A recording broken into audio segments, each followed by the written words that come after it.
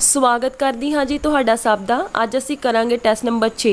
Test number 5 ਸਵੇਰੇ upload ਕਰ ਦਿੱਤਾ ਗਿਆ ਸੀ, ਤਾਂ 6 ਟੈਸਟ ਦੇ ਨੰਬਰ ਦੇ ਨਾਲ ਆਪਣਾ ਜਿਹੜੇ ਆ ਪਹਿਲਾ ਟੌਪਿਕ ਕੰਪਲੀਟ ਹੋ ਜਾਣਾ। ਫਿਰ ਆਪਾਂ ਦੂਸਰਾ ਟੌਪਿਕ ਕਰਨਾ ਇਕਨੋਮਿਕ ਇਨਫਰਾਸਟਰਕਚਰ ਬਾਰੇ।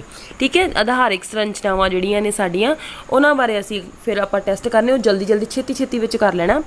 ਤਾਂ ਅੱਜ ਵਾਲੇ ਸਵਾਲ ਦੇਖੋ ਵੀ ਟੈਸਟ ਨੰਬਰ 6 ਵਾਲੇ। ठीक है, बिल्कुल ध्यान दे नाल कर लेना। दृश्य वस्तुओं के निर्यात इत्थे लिखो भी नाल अते निर्यात आयात। ठीक है, आयात एक्सपोर्ट और इंपोर्ट। ठीक है, निर्यात जिहड़ा असी भेजते हैं, आयात जो असी मंगवाने हैं। ठीक है, एक्सपोर्ट और इंपोर्ट दे डिफरेंस नूं की कहने आ भी व्यापार बाकी कहने आ। ठीक है, भुगतान संतुलन BOP असी कल कीता सी, जो लैण देरियां देणदारियां साडे देश दियां वा दूजियां देशां नाल, वो सारा की आ वो भुगतान बाकी च आ जांदा। पर जदों असी गल करदे दृश्य वस्तुआं जिद्दां हुण कपड़ा मशीन चाह जिन्हां नूं असी देख सकदे आ, भौतिक वस्तुआं, इन्हां दा जदों असी एक्सपोर्ट इंपोर्ट करदे आ जो दा डिफरेंस है वो व्यापार बाकी च आउंदा। इहनूं इंग्लिश च कहंदे आ बैलेंस ऑफ ट्रेड। ठीक है ना, BOT, इहनूं BOT कहंदे आ, बैलेंस ऑफ ट्रेड। अगला सवाल देखो, बीमा कंपनियां डॉक्टरां इंजीनियरां दीयां सेवावां निवेश आमदनदान उपहार कर शामिल हैं। कित्थे शामिल है भी ये हन चालू खाते दे करंट अकाउंट दी मद्दां ने। ठीक है, जो असी बैलेंस ऑफ पेमेंट करते हैं उहदे विच असी दो तरह दी मद्दां करते हैं, चालू खाते दी मद्दां, पूंजी खाते दी मद्दां। ये चालू खाते दी मद्दां विच आ जांदा, पर ये किहड़ियां मद्दां ने? ये जिहड़ा बैलेंस BOT है ये विच BOP च ही आ जांदा आ। ठीक है, BOP च ही आ जाता है ये बैलेंस ऑफ ट्रेड, व्यापार बाकी भुगतान बाकी च ही आता है, पर यह जोड़ा है दृश्य वस्तुओं नाल संबंधित आ। ठीक है, तो जो जड़ियाँ उदाहरण ने, ये किहदियां उदाहरण ने? ये चालू खाते विच शामिल आ, शामिल वो भी चालू खाते च आ, पर ये अदृश्य मद्दां ने, अदृश्य मद्दां जिन्हां नूं असीं देख नहीं सकते, छू नहीं सकते। ठीक है, चलो निजी करजे, बैंक पूंजी, सरकारी पूंजी, सोने का निर्यात आयात शामिल है। किहदे विच शामिल है भी ये सारियां चीज़ां? ये सारियां कैपीटल अकाउंट विच आउंदियां आ, पूंजी खाते विच। ठीक है, कैपीटल अकाउंट दियां मद्दां ने। ये BOP की गल कर रहे हैं आपां, बैलेंस ऑफ पेमेंट की, भुगतान बाकी की गल कर रहे हैं असी। ठीक है, उहदे विच असी मद्दां दो तरह दियां पढ़ियां आ। ये हुण दूजी मद्द की गल कर रहे हैं की ने, निजी कर्जे हो गए, बैंक पूंजी हो गई, सरकारी पूंजी हो गई, सोने का जो एक्सपोर्ट इंपोर्ट होंदा आ, इस किस अंडर आउंदा आ? ये पूंजी कैपीटल अकाउंट के अंडर आउंदा आ।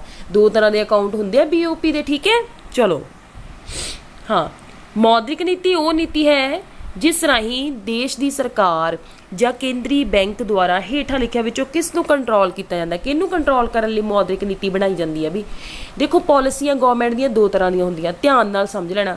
ਪਾਲਿਸੀਆਂ ਦੋ ਤਰ੍ਹਾਂ ਦੀਆਂ ਹੁੰਦੀਆਂ, ਇੱਕ ਹੁੰਦੀ ਮੋਨਿਟਰੀ ਪਾਲਿਸੀ, ਇੱਕ ਹੁੰਦੀ ਫਿਸਕਲ ਪਾਲਿਸੀ। ਠੀਕ ਹੈ, ਮੋਨਿਟਰੀ ਪਾਲਿਸੀ ਨੂੰ ਪੰਜਾਬੀ 'ਚ ਕਹਿੰਦੇ ਮੌਦਰਿਕ ਨੀਤੀ, ਤੇ ਫਿਸਕਲ ਨੂੰ ਕਹਿੰਦੇ ਆ ਰਾਜਕੋਸ਼ੀ ਨੀਤੀ। ਤੁਸੀਂ ਪੜ੍ਹਿਆ ਹੋਵੇਗਾ ਪੋਲੀਟੀਕਲ ਸਾਇੰਸ ਦੇ ਵਿੱਚ ਵੀ।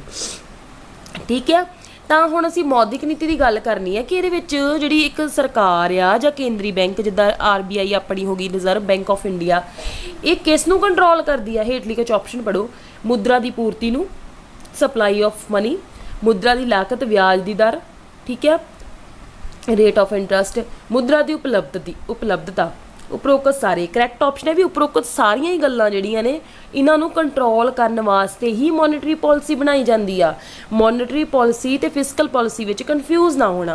मौद्रिक नीति जिहड़ी है ये सारा मुद्रा नूं जो भी कंट्रोल करना आ, इहदी किन्नी पूर्ति रखनी है, किन्नी सारा कुछ जो भी इहदी सैटिंग करनी है, इहदा जो भी प्रबंध किया जाता मॉनेटरी पॉलिसी दे अंडर ही गवर्नमेंट करती है, सेंट्रल बैंक करती है। अगला देखो भी सवाल, मॉनेटरी नीति दी विधियां किहड़ियां हन? किहड़ियां विधियां? भी बैंक रेट, खुले बाजार दी क्रिया जिन्होंने ओपन मार्केट एक्टिविटीज़ कहते हैं, तरलता अनुपात विच परिवर्तन। ठीक है, उपरोक्त सारिया विधियां जिहड़ियां ने मॉनेटरी पॉलिसी दियां ने, बैंक रेट राही भी। ठीक है, फिर खुले बाजार दी क्रियावां, तरलता अनुपात। ठीक है, इन्हां नूं आपां अगे चर्चा करदे इन्हां ते।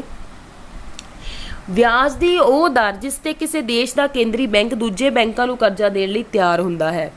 ਠੀਕ ਹੈ, ਉਹਨੂੰ ਕੀ ਕਹਿੰਦੇ ਆ? ਉਹਨੂੰ ਕਹਿੰਦੇ ਆ ਬੈਂਕ ਰੇਟ ਕਹਿੰਦੇ ਆ।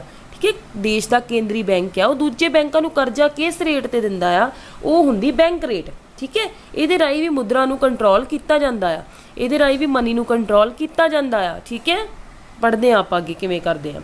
तेजी नूं ठीक करने लई बैंक रेट विच भी परिवर्तन की परिवर्तन किया जाता है, की परिवर्तन किया जाता भी तेजी मतलब तेजी दी तेजी दी कंडीशन दे विच की कीता जांदा बैंक रेट तेजी दी स्थिति विच वधा दित्ता जांदा आ।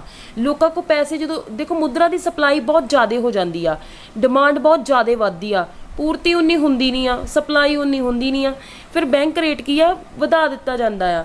इहदे नाल की करजे महंगे हो जाते आ ते मुद्रा फिर आपे उहदा फिर साख दा क्रैडिट कंट्रोल हो जाता है, क्रैडिट कंट्रोल साख नियंत्रण। सारे बैंकों को अपनी जमा राशि का एक निश्चित प्रतिशत केंद्रीय बैंक को रखना पैंदा है। इसनूं की कहंदे आ, इहनूं कहंदे आ न्यूनतम रिजर्व नगद निधि अनुपात। पंजाबी च कहंदे आ न्यूनतम नगद निधि अनुपात, इंग्लिश च कहंदे आ मिनीमम रिजर्व रेशो। ठीक है, minimum reserve ratio. Minimum reserve ratio दे विच की हुंदा, हरेक बैंक नूं की करना पैंदा है, अपनी जमा राशि विचों कुछ परसेंट केंद्रीय बैंक नूं देना पैंदा है। हुण केंद्रीय बैंक किवें कंट्रोल करदी इहदे नाल मनी नूं देखो। मंदी की स्थिति विच न्यूनतम नगद अनुपात विच की परिवर्तन हुंदा, की कीता जांदा मंदी की स्थिति विच न्यूनतम निधि अनुपात घटा दित्ता जांदा है भी तुसीं थोड़े पैसे देवो बैंक नूं। की कीता जांदा आ फिर इहदे नाल की हुंदा आ बैंकां कोल करजा देण लई पैसा ज़्यादा बच जांदा। मान लो 100% पैसा है, 10% तो आपां दे दित्ता नगद न्यूनतम नगद निधि अनुपात दे विच, केंद्रीय बैंक नूं साडे कोल बचिया 90। मान लो मंदी की स्थिति आ गई आ, ठीक है, पैसा घट है तो की होवेगा केंद्रीय बैंक 5% कर देगा कि तुसीं सानूं 5% दे दो, बाकी 95% तो अपने को वरतन लई पैसा है ना बैंकों कोल। ये चीज़ हुंदी है, एक केंद्रीय बैंक दे हत्थ आ किवें कंट्रोल करना। बैंक नूं अपनी जमा राशि का एक निश्चित अनुपात अपने पास ही नगद नीति के रूप में रखना पैंदा है। उसनूं की कहंदे, उसनूं कहंदे तरलता अनुपात, लिक्विडिटी रेट, लिक्विडिटी रेशो कहंदे इंग्लिश च इहनूं। ठीक है, लिक्विडिटी रेशो कहंदे आ तरलता अनुपात। मतलब एक तो केंद्रीय बैंक नूं कुछ पैसा देना पैंदा, कुछ पैसा इन्होंने अपने कोल रखना होंदा। हरेक बैंक ने वो पैसा जिहड़ा ये करजे ते नहीं दे सकदी। ठीक है, बैंक करजे ते नहीं दे सकदी, किसी नूं लोन नहीं दे सकदी। ठीक है, इहदे राही भी मुद्रा नूं जिहड़ा कंट्रोल कीता जांदा आ। ठीक है, सरकार दी आमदन ते खर्च संबंधी नीति नूं की कहंदे हन, की कहंदे आ भी राजकोषी नीति, फिस्कल पॉलिसी। ठीक है, दो मॉनेटरी पॉलिसी आपां पढ़ लई, फिस्कल पॉलिसी की है, ये सरकार की खर्च ते आमदन संबंधी जी जिन्नी भी जो भी पॉलिसी बननी आ, सरकार ने कित्थे कित्थे खर्च करना आ, सरकार ने आमदन कित्थों अचीव करनी है, किवें करनी है, ये सारा ज़्यादा लेखा जोखा फिस्कल पॉलिसी के अंडर जिहड़ा है मायर किया जाता, फिक्स किया जाता। सारा कुछ इसका लेखा जोखा उत्ते बनाया जाता। एक अजिहा जरूरी भुगतान जो सरकार नूं कानून अनुसार दिता जाता है। हाँ, ये है भी कर, टैक्स। टैक्स एक जरूरी भुगतान आ, कंपलसरी। ठीक है, चलो कर किन्ने प्रकार दे हुंदे हन तुसीं जाणदे हो। कर किन्ने प्रकार दे? 2 प्रकार दे। किहड़े-किहड़े? प्रत्यक्ष ते अप्रत्यक्ष। चलो, आमदन कर एक डैश है, की है भी? प्रत्यक्ष कर है, डायरैक्ट टैक्स। ठीक है, चलो मनोरंजन कर की है? इनडायरैक्ट कर है, अप्रत्यक्ष कर, सीधे तौर पर नहीं असीं पे करते। ठीक है जी, तुहाडा सब दा बहुत बहुत धन्नवाद। अज अपना टॉपिक पूरा हो गया, तुसीं किताबां तो भी पढ़ लेना, तो कल आपां नवें टॉपिक ते सवाल लैके आवांगे। धन्नवाद।